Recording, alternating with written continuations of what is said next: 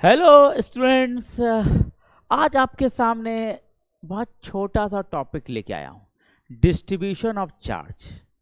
ठीक है, distribution of charge का कोई डेरिवेशन, कोई बहुत बड़ा क्वेश्चन तो नहीं आता। इसके यूनिट्स आते हैं, ये डेरिवेशन के समय इसका यूज हो जाता है, इसका डायमेंशन फॉर्मूला आ सकता है, इस तरह का चीज कुछ कुछ आते रहे ऑब्जेक्टिव क्वेश्चंस में। ठीक है, पर ये बड़ा काम का चीज है, आपको पता नहीं होता है तो झूठ मूठ का सवाल छूट जाता है। मैंने सिंपल सवाल था लेकिन आप मिस कर गए, तो इसको पढ़ लेते हैं ताकि हम लोग कभी ऐसे सवाल इस पर बेस्ड आए तो जरूर बना लें। ऑब्जेक्टिव तो देखा है मैंने, बहुत बार आया है। जैसे डिस्ट्रीब्यूशन ऑफ द चार्ज का मतलब क्या हुआ?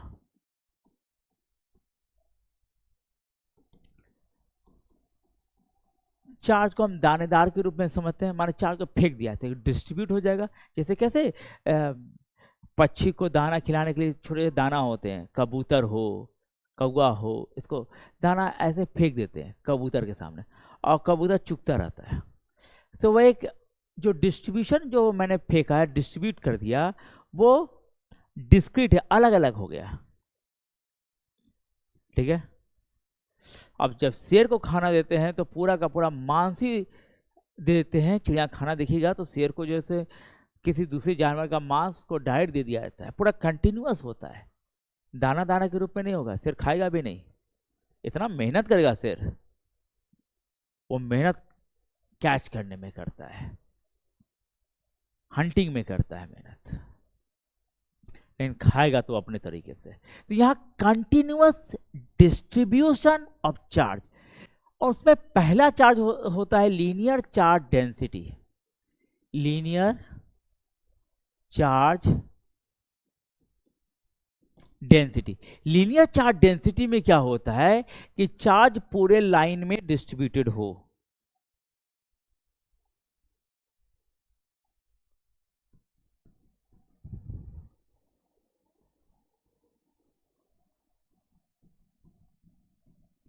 अब मजे की बात है कि लाइन पे चार्ज, मैंने कोई धागा है, धागा पे मान लो आटा सूखा आटा होता है, उसको रख दीजिए।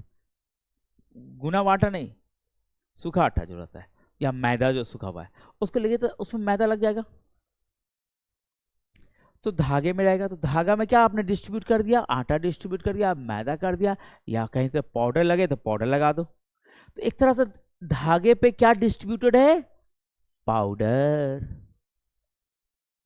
ये भी हो सकता है जैसे धागे को, सूखा धागे को पानी में डुबो दो फिर निकाल लो, क्या डिस्ट्रीब्यूट हो गया, पानी।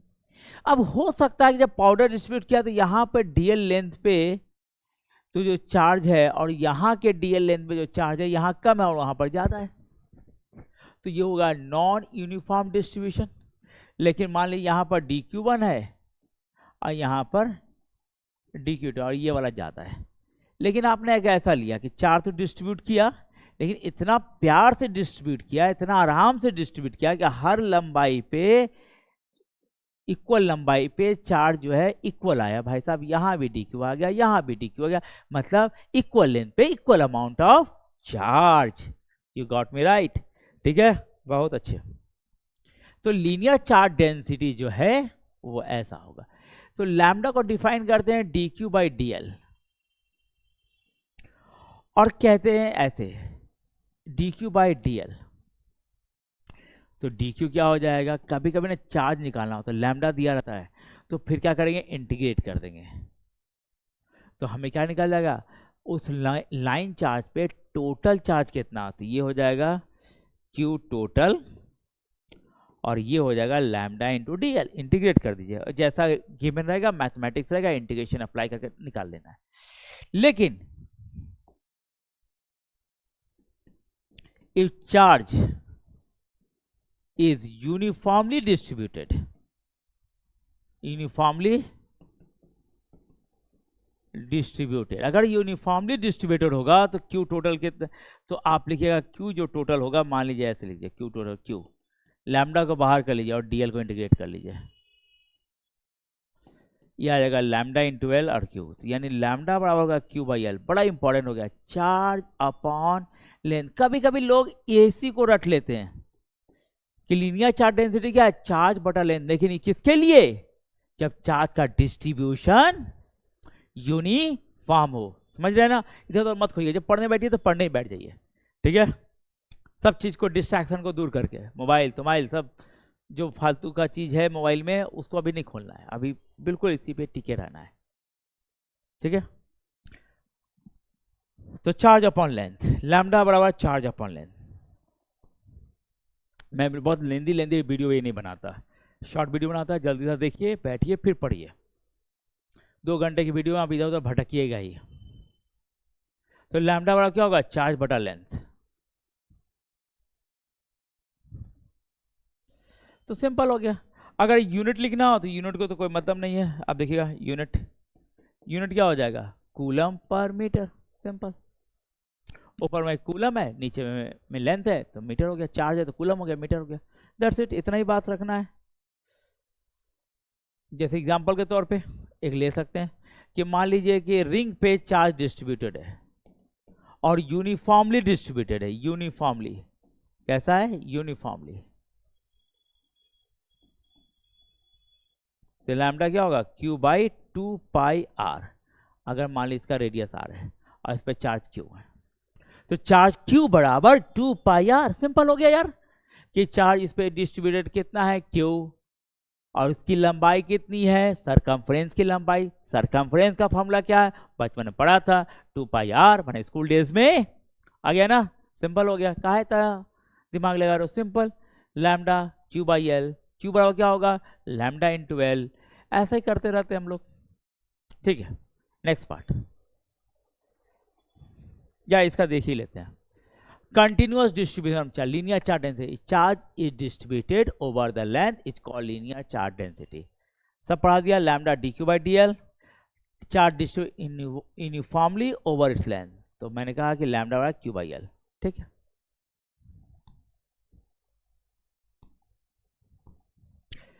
अब आता है सरफेस चार्ज डेंसिटी, सेम,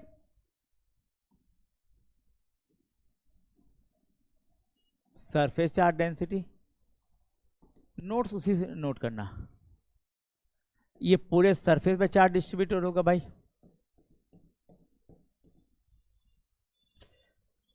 तो पहला क्या पॉइंट हो जाएगा कि इसको डिनोट करते हैं सिग्मा से, not the lambda, lambda last वाले में किया था, इस बार करेंगे सिग्मा से। सिग्मा क्या होगा, डी क्यू बाई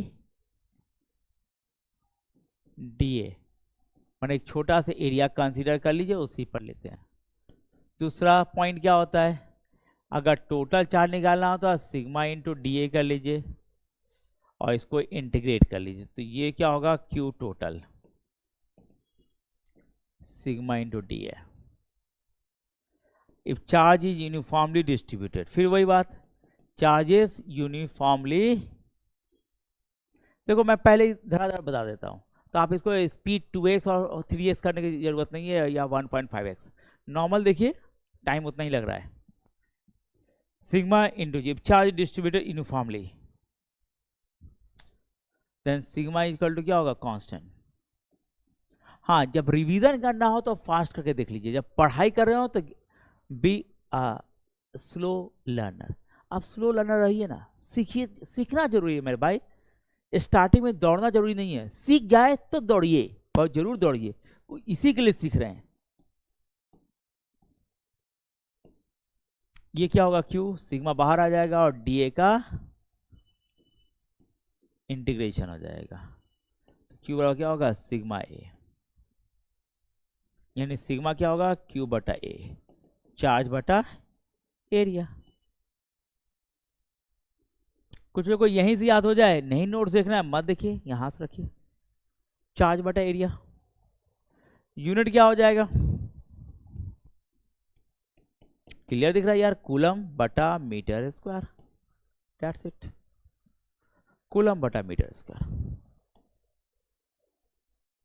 सेम चीज है, D Q by D A उधर ले गया, अगर चार्ज कांस्टेंट है, सिग्मा कांस्टेंट, यूनिफॉर्मली डिस्ट्रीब्यूटेड है तो सिग्मा कांस्टेंट आएगा, सिग्मा इंटू ए, एंड सो।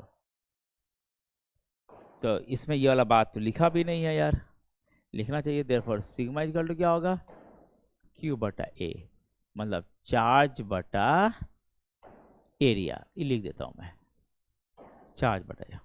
और एग्जांपल दे रहा है कि डिस्क पे रहेगा तो सिग्मा बटा पाई आर स्क्वायर। मान लो ये डिस्क है, ठीक है,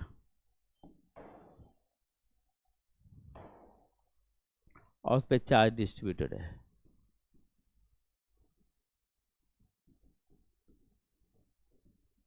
तो ऐसा हो जाएगा। और यूनिट मैंने दिया coulomb per metre square, dimension formula रख लीजिएगा L-2 IT।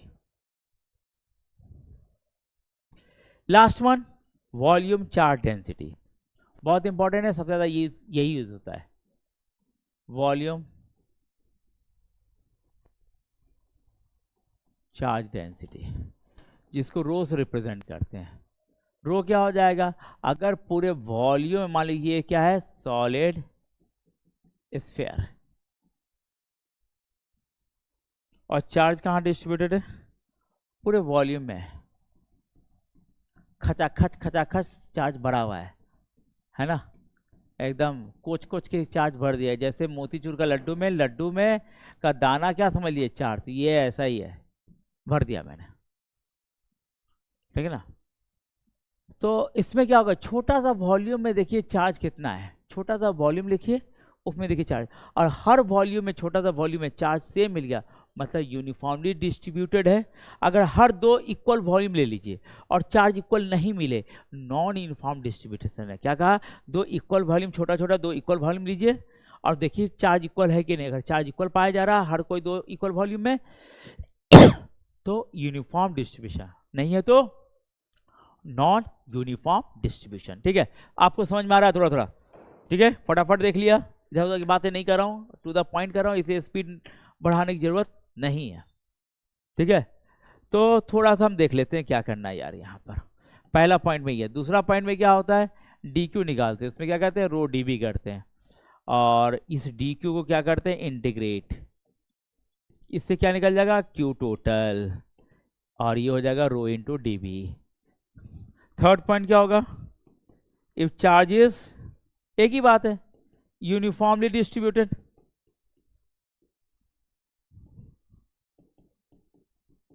uniformly distributed throughout the volume, throughout volume, rho equal to क्या हो जाएगा, constant, rho equal to constant,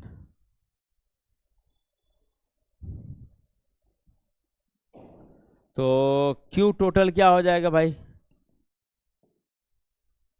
रो बाहर आ जाएगा, डीवी इंटीग्रेट होगा, ये क्यू लिख दीजिए, rho into volume, V for the volume. तो इसी को क्या करते हैं, रो बराबर क्या लेते हैं, क्यू बटा बी, चार्ज बटा वॉल्यूम। कुछ पॉइंट यहाँ मिल जाए लिख लीजिएगा, कि पढ़ाते समय कुछ अपने आप फ्लो में कुछ पॉइंट्स आ जाते हैं। ठीक है, इस charge is distributed uniformly throughout the volume, the rho equal to constant. Unit क्या हो जाएगा, हमको लगता है सबको यूनिट समझ में आ रहा होगा, कूलम पर मीटर स्क्वायर। ठीक है, volume charge density so and so, एकदम ये वाला फॉर्मूला बताया, D Q by D V, फिर बताया कि ऐसा हो जाएगा और कांस्टेंट होगा तो ऐसा आ जाएगा, सिंपल। मतलब रो बराबर क्या होगा, चार्ज बटा वॉल्यूम। और मैंने कहा कि इसको नोट से आप चाहे पीडीएफ फॉर्म से भी नोट करके रख सकते हैं, झट से जाइए नोट कर लीजिए, कि बहुत टाइम वेस्ट तो हुआ नहीं आपका है, तो खटाक से नोट रख लें। फिर भी पॉज करके लिखना चाहे तो लिख सकते हैं, एक ये पॉज कर लीजिए, पॉज कर लीजिए, पॉज कर लीजिए और लिख लीजिए। ठीक है, दैट्स इट। तो आज के लिए इतना ही, फिर नेक्स्ट चैप्टर में इसके पर एप्लीकेशन पे क्वेश्चंस होगा। ठीक है, थैंक यू।